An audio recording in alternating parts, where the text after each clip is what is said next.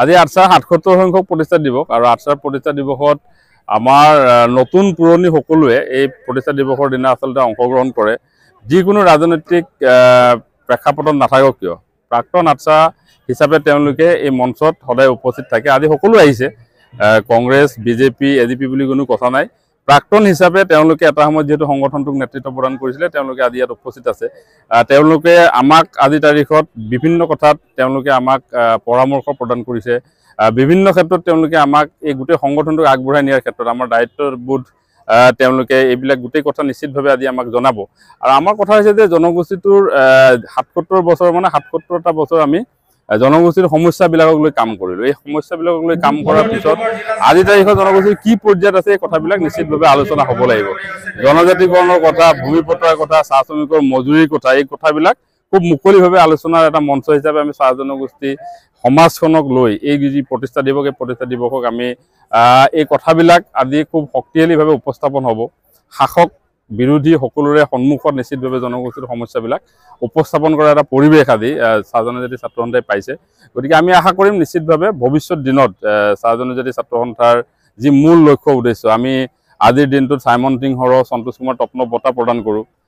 আজি বঁটা প্ৰদান কৰা হ'ব দুগৰাকী বিশিষ্ট, এগৰাকী শিল্পী সত্যনাথ হেমব্ৰম ডাঙৰীয়া, সাহিত্যিক সুশীলা ৰাজবংশী ডাঙৰীয়াকে বঁটা প্ৰদান কৰিম।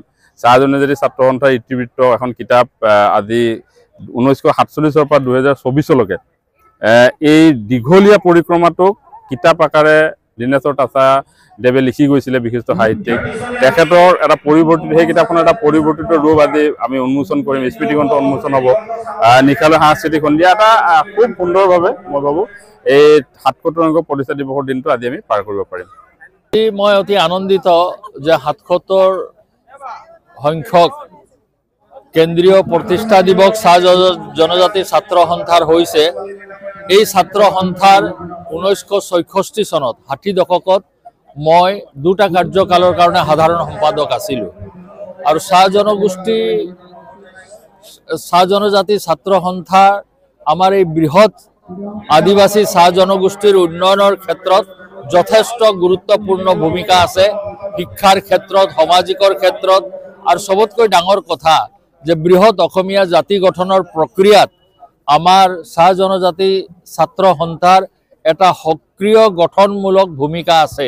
এই কথাটোৱে বহুতে উপলব্ধি নকৰে, কিন্তু আমাৰ সমাজ জীৱনত যিসকলে ৰাজনৈতিকভাৱে বা অন্যান্যভাৱে যিসকল আমাৰ জনগোষ্ঠীৰ পৰা চাহ জনজাতি আদিবাসী জনগোষ্ঠীৰ পৰা ওলাই আহিছে তাৰ শতকৰা ৯০জনেই এই চাহ জনজাতি ছাত্ৰ সন্থাৰ হয় বিষয়ববীয়া আছিলে, নহয় সদস্য আছিলে। তো এই চাহ জনজাতি ছাত্ৰ সন্থাৰ ভূমিকা আছে।